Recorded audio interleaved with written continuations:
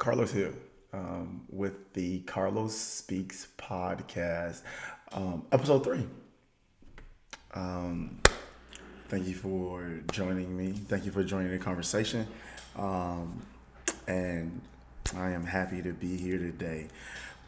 Today's episode, I think, is going to be one of them ones.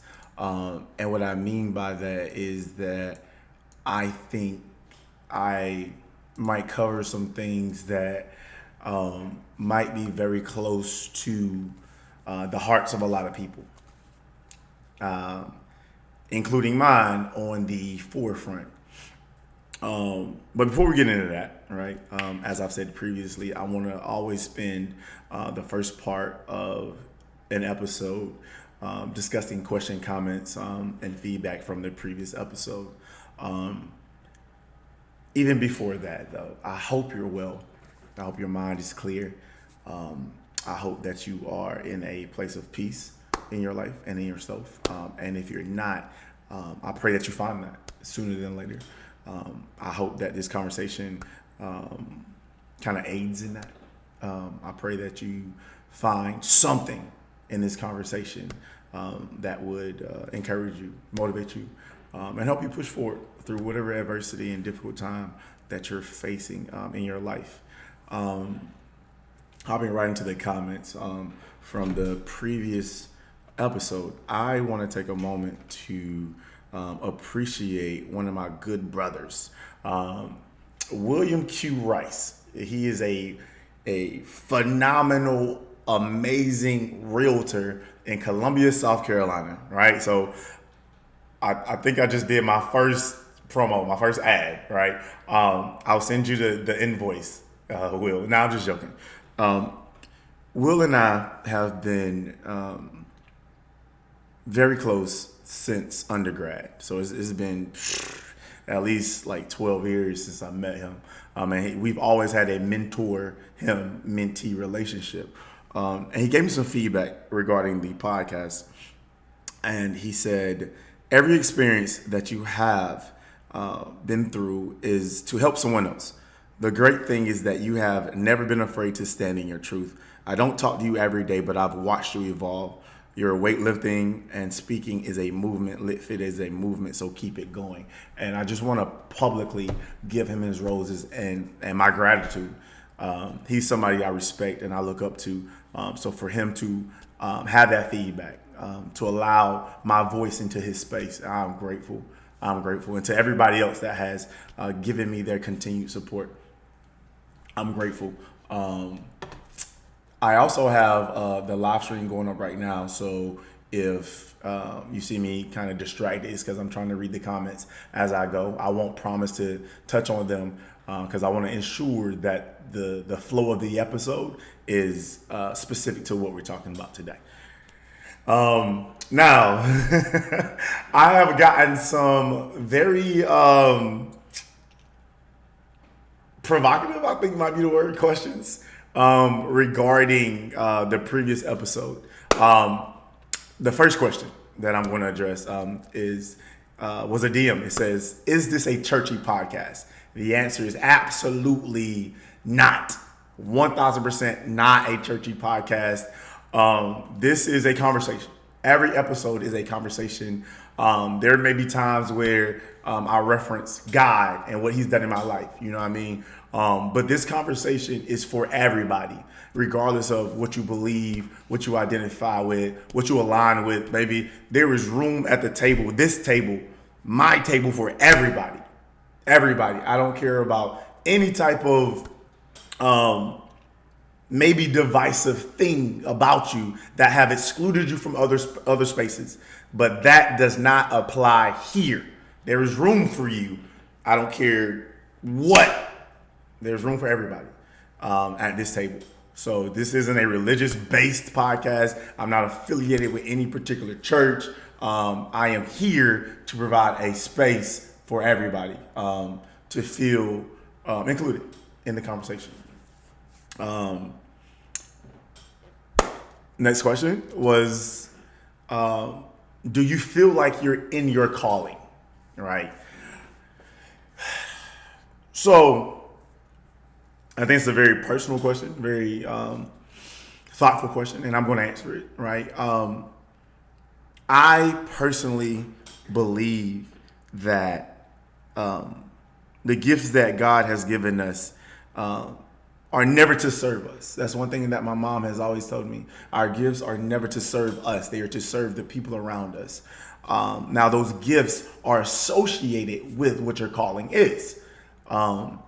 So I believe, this is what I'll say, I believe that I am called to connect people with one another, and I'm called to connect with people. I'm called to express, right? To talk, to motivate, to encourage, right?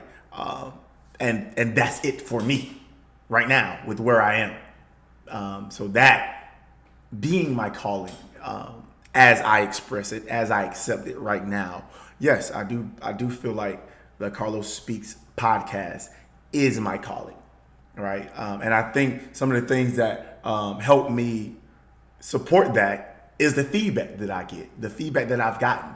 Now, that's not to say that I live and I die by what people think, right? Because what people think may not and will not always align with what I intend to do or what I aspire to do, right? So you have to take it with a grain, right, of salt, right? So yes, ultimately, I do feel like this is associated with my calling. Next question. Somebody DM'd me and said, you mentioned that you're divorced from multiple women. First of all, 2, baby. 2. 1, 2. Don't, baby, words have meanings. I am divorced from 2 women. Your views might be biased. Would you consider inviting them to join the conversation in the future?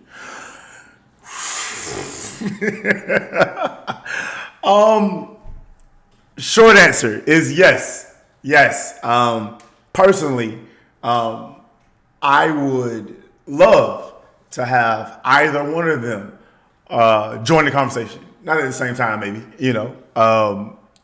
I think that requires a whole lot of selflessness, number one, and self-awareness. But I would definitely invite them. If they reached out to me and said, hey, I want to join the conversation, I would make room for that. Now, if I'm going to be transparent, it probably wouldn't be live streamed, right? Because my truth and whatever my truths are associated with the truths of other people. And if just because I'm in a space to express my truth does not necessarily mean that the person or people that are attached to my truth are ready to express theirs. Right? So I would never put anybody in a position where they're expressing things that they haven't grown through or that they're ready to talk about or that they may ever want to talk about. So to answer that, yes. But I would definitely ensure that I create great space for their feelings, my feelings. Ain't no telling. Look, I might get on that podcast and I might regress. You hear me? God is not through with me yet. But nah, that's that. And again, to everybody who subscribed to the YouTube channel, to every comment that I got, DM that I got, like that I got, share, I am grateful. Thank you so much for lending your attention to me. I appreciate that. Today's topic that we're going to delve into is impulsivity versus intentionality. And this is very close to home for me because a lot of my personal and internal growth has fluctuated between these two dynamics in my life. Yeah. All right. When it comes to being impulsive, baby, my friends, my circle, my parents, my exes, everybody will tell you if it crossed my mind, I'm probably going to do it without thinking about it twice. Right. So let's just hit it head first, right? Impulsivity are the things for me. This is how I define impulsivity. Impulsivity are the things that pull our attention to it, right? The things that give us that instant gratification, the things that give us that instant sense of fulfillment, Ooh, that sounds like a great idea. Ooh, this person might be perfect for me. Ooh, this situation pleases me right now. The problem with impulsivity is that it is very, very often fleeting, and it leaves rippling and residual and often negative effects. Yeah, baby, we had a time last night, but I got to deal with it today. Come on, somebody. So impulsivity, I believe, are the things that distract us with desire, right? This is good for the moment, but this is not good for my time, so to speak. Now, the other side of that, of course, is intentionality, right? The things that we intend to do, right? The things that we have to do, the things that require focus, the things that require our resources, our time, the things that require accountability, right? Those are the things that benefit us long term, not necessarily right now, right? Because for intentionality, it often requires a phase of seeding. Come on. It requires a phase that I allocate and I use my resources for the desired result that will come at some point in time. So the sense of gratification, or the sense that I did it, will come, just not right now. And impulsivity plays on our impatience. Impulsivity plays on our impatience. Impulsivity is the result of our inability to be patient. There's a reason why I don't use the script. You hear me? Because listen, impulsivity is a result of our inability to be patient. Imagine if you had waited a little bit longer and knew then what you know now. Come on, somebody. So my life has definitely been an ever circling merry-go-round of those two things. But when we get to a place where we can be intentional about the things that we do, be intentional about the places where we spend our time, our resources, our lives, right? We have a much more significant result that is long term, right? So how does that apply to finding our way?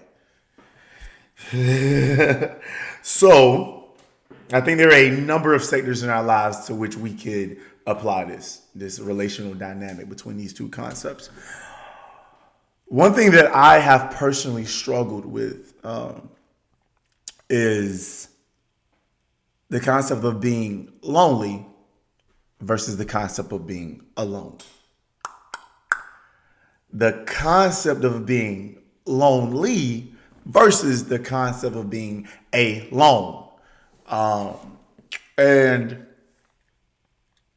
I was having a conversation recently, actually this morning, with a very close friend of mine. And it was surrounding a connection she had with a person, right? And this person kind of revealed themselves to be lacking regarding who they portray themselves to be. And I think that ties into this because oftentimes who we connect with, right, is based on how we feel regarding being alone and being lonely. Standards go out the window, baby, when I'm lonely. Baby, who? You say your name is what? You say you free when? You trying to come over, right? Because I'm looking for that companionship. That I am being impatient for waiting for a connection that will serve me, right? And serve who I'm called to be, serve who I am called to become, right? Which means we have to turn the filter on. And that filter, baby, more often than not, you're going to catch trash before you catch a treasure, right? But sometimes the trash looks so good. Ooh. Sometimes the trash just, and it looks even better, baby, when I'm lonely and I'm tired of waiting, right? We justify the lack of quality for the sake of just having somebody, quantity, right? And I think a lot of us, some of us, not a lot of us, we have the inability to be alone because we're afraid of being lonely, right? But it is in a season of being alone that we often do our best self-work. Come on, somebody. That phase right after a breakup, right? Because we were with trash and not treasure, that glow up phase, oh, it hit different. It hit different, baby. You done buckled down, got you a 4-year degree in 3 months because your feelings was hurt, right? And you were able to channel all of that energy, all of that frustration from that failed relationship into yourself. Yeah, you were alone. Immediately after that breakup, baby, you was alone by yourself. And you can lean on your friends, you can lean on your family, but there's nothing that anybody can do or say that will give you immediate relief from being lonely after dealing with what you thought was it for you, because you failed to have those standards in the beginning.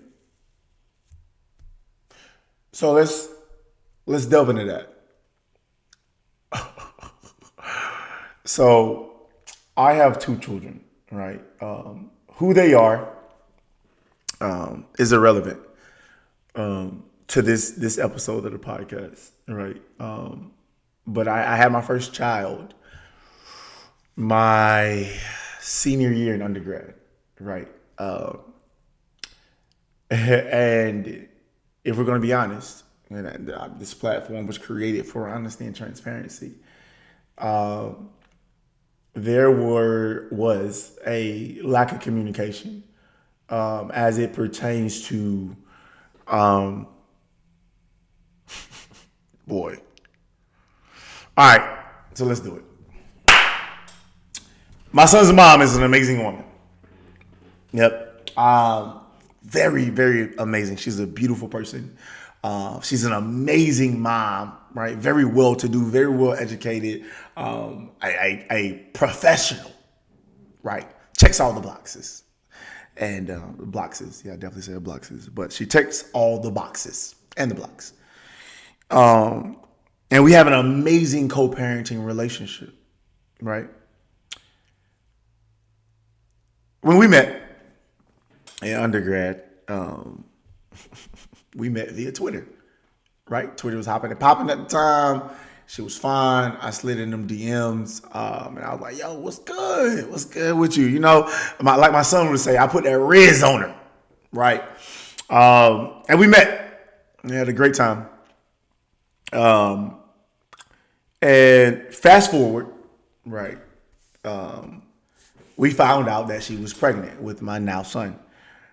So when we found out she was pregnant, the conversation then became, all right, for me, because of the type of person that I am, all right, what is our trajectory, right?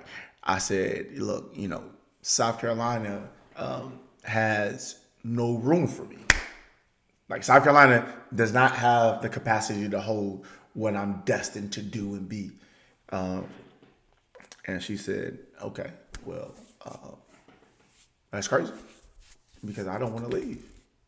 I enjoy the community I have here. I enjoy the family that I have here, I enjoy the support that I have here in South Carolina. And I looked at her and she looked at me and I said, dang, this is crazy, because there's no way to find common ground in that unless somebody gave in, right? Unless somebody said, I'll leave, or I said, I'll stay, right? So if I look at the reality of the situation, if I, my favorite word, delineate, if I delineate that entire experience to ones and zeros in a way that makes sense, I was impulsive with her. I can't I can't speak for her, right? I can't give her the responsibility of my contributions to what the situation became, right? So I was impulsive, right? I'm out here making it do what it do, right? And I lacked intent because if intent was driving my experience with this beautiful, capable woman, then we would have had the conversation that said, "Where are you going? Where are you going?" And then the answer would have been parallel or intersecting with where I'm going, right? And we would have been able to communicate through, right, those differences in trajectory and identify whether or not we were headed to the same place. Intent versus impulsivity, right? We turned a good time into a long time.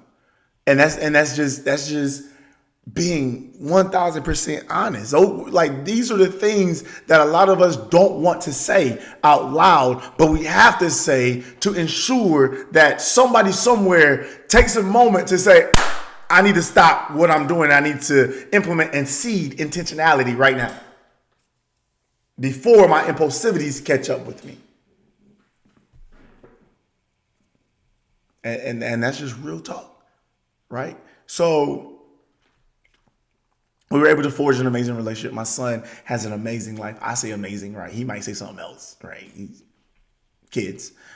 But we have a very seamless co-parenting relationship because we were able to together seed intent for how we want to raise our child, right? So now that co-parenting relationship is driven by intent, not impulsivity, right? We don't co-parent on a day-to-day. We co-parent on long-term, what we want for our child and how we can cohesively make that happen, right? I told you I was gonna be honest on this podcast. She probably gonna beat me up. Listen, if she hears this episode, you're like, why you see that you ain't even had the. Sorry, I still rock with you, gang. So now let's drive the boat right to the next island as it pertains to the gravity of impulsivity versus intent. So the next stop on this boat is going to be my experience with marriage, one of my marriages. In one of my marriages, and I'm gonna say one of because baby, I might get hit with a cease and desist. So in one of my marriages, right, I met her, and it was everything. It was head over heels. I'm talking about, boy, like this is it for me. I had blinders on, dog. Like it was, there is nobody else that exists in life.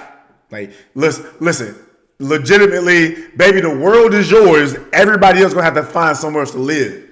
That's how deep in emotion that I was for this woman. And nobody could tell me anything different at all. Not my mama, not your mama, not my family, my friends. No, I am in it for the long haul, right? Even when I met her family, she has an amazing family, an amazing group of people, very loving, very giving. They're some of the most genuine people that I've ever come across in my life. I truly believe that, right? And I'm not just saying that because I don't want to be sued. I'm saying that because it's true. So when I met them, right, we went down to where they were for a holiday, right? She comes from a very close-knit family. And you know how one of those spaces in relationships is like the anticipation of meeting the family, right? You're like, oh well, my dad is this, my mom is this, my grandma is this, right? All of those things, right? And they kind of like build up a feeling of anxiety in your partner because, baby, I'm about to what? I'm about to meet who? These are the most important people to you. All right, well, let me make sure I'm on my P's and Q's. Let me make sure, like I got the drip on, like, prepare myself. And so when I met them, right, it happened, the thing, right, where somehow I'm pulled off to the side, right, and I found myself in a dark room, right, with the light on. Nah, it wasn't that deep. But no, I was talking to her family, and of course the question very quickly became, what is your intent with my daughter, my granddaughter, my sister, my cousin, right? And I said very plainly, very quickly, I am going to marry this woman. I'm going to do that. And so, to my shock, the response was, are you sure? Right? So for me, it wasn't, I thought that the response would have been, okay, good, right? Okay, like you're on the right path, like congratulations, right? All of those things. Because we have been dating for some time when I met her family. So I wasn't a stranger to them. But for the response to be, are you sure? Have you looked at this thing? Like, have you evaluated what it is and the gravity of what you're saying? Right? And I'm like, hell yeah. Yeah, man. Yes. Yeah. And there's nothing you can tell me about this woman that's going to make me say anything other than, I'm going to marry her. That's it. That's it, Your Honor. That's it. That's all.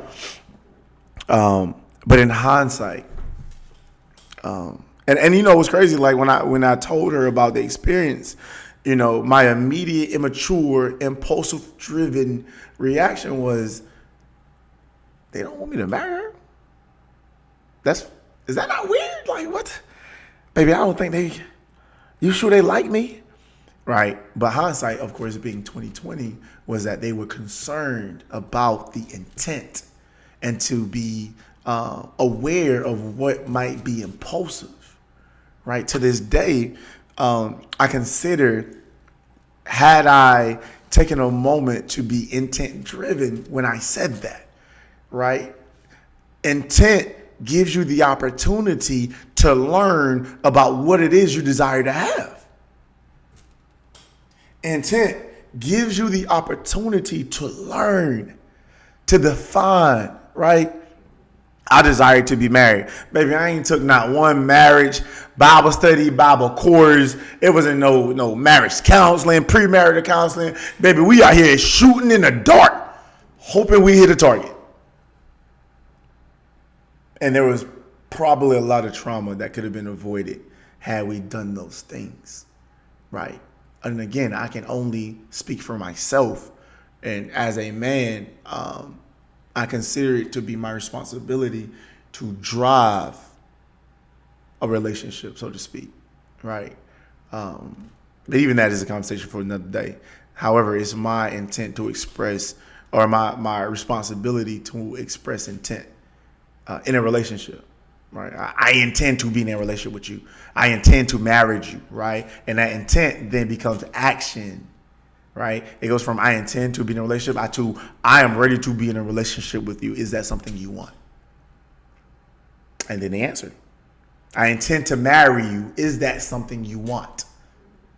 And the answer. But impulsivity says, hey, what's good? What's good, gang? Like, hey, we outside with it. It feel good. It look good. We vibing. Let's do it.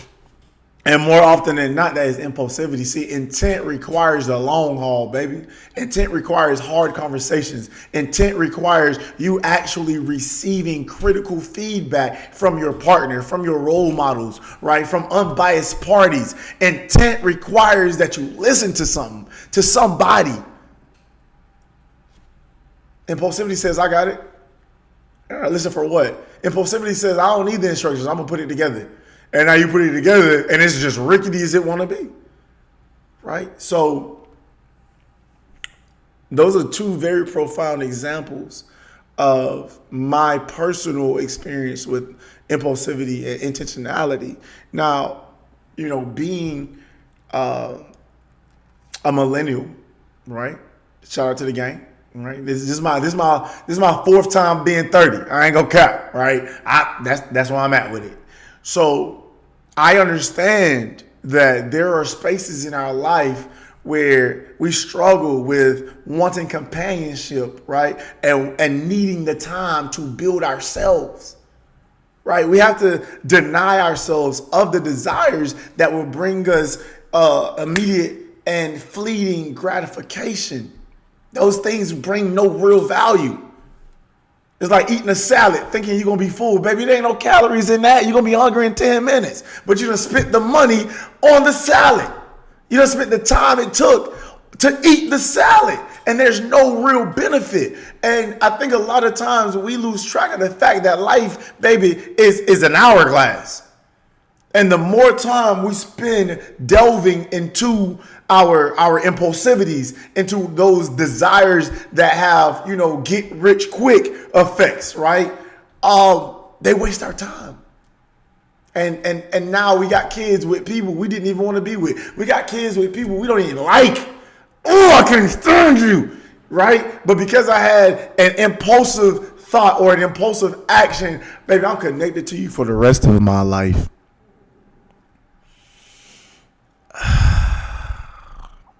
Because a lot of times, when it comes to I personally don't take any effect or offense to the term baby daddy at all. It don't bother me, right?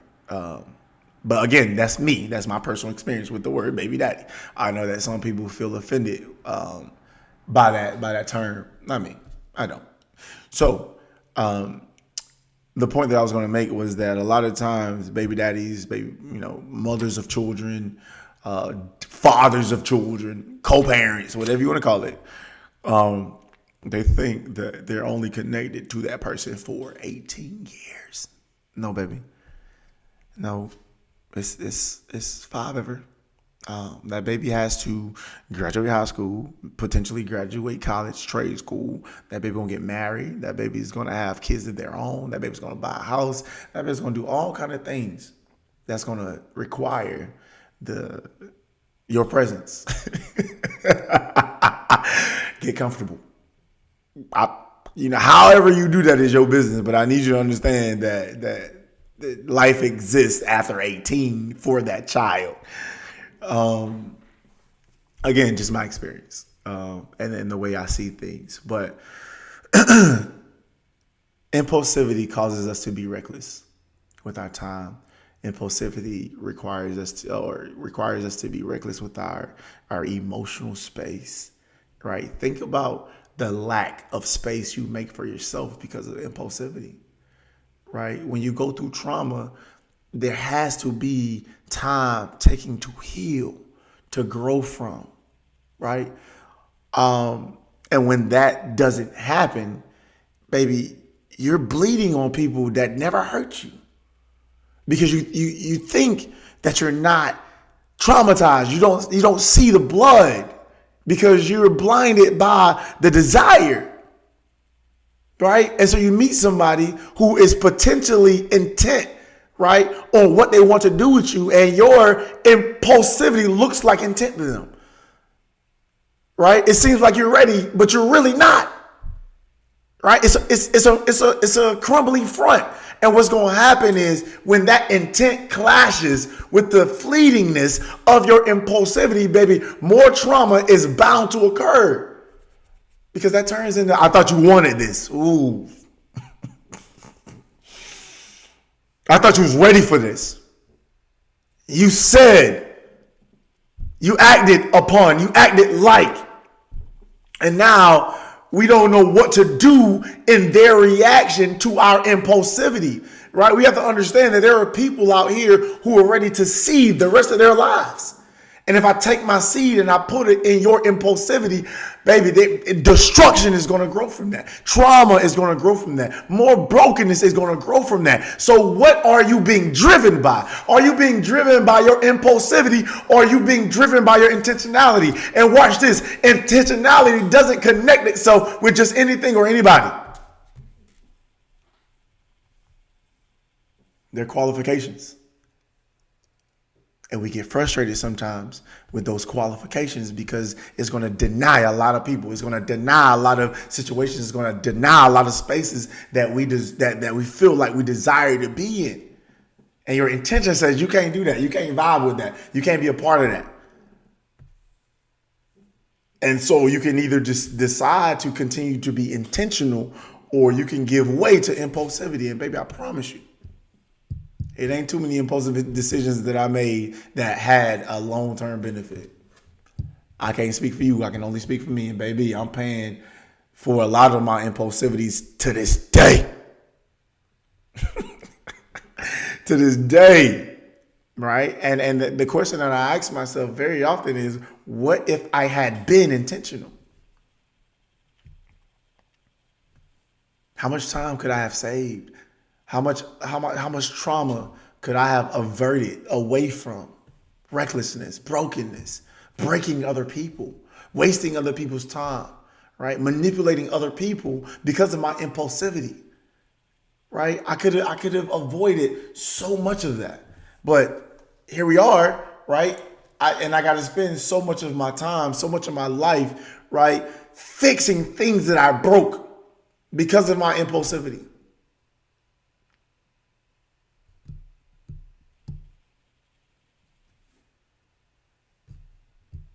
And that's not. That's intention versus impulsivity. And I hope that this conversation sparks other conversations that involve you, that involve other people, that gets the conversation going as it pertains to holding the people we love accountable, right? I love you. Is what you're doing intentional? Or are you being impulsive? You're my friend. Is what you're doing impulsive, or is it intentional? What's going to be the result of what you're doing? Have you defined your desired result? Is that something you need to cook or something you need to put in the microwave? Right? And I love my friends, and I love my circle that keeps me accountable to what I intend to do. Right? And that can be delineated all the way down to how you converse with your partner, your family, your friends, your children, right? What I intended to say, what I intended to convey, what I wanted to explain are these things, right? And communication requires intent. Chaos only needs impulsivity. And that's that on that, guys. And that's the conversation for today.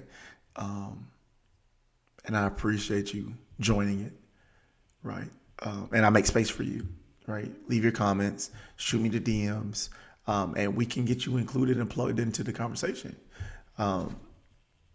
And that's going to be today's episode. Again, I hope you're well. I hope this conversation gave you something to take with you, something to chew on, right? To tinker with, right? And to spark conversations in other spaces. Again, be well, and we will be here next time.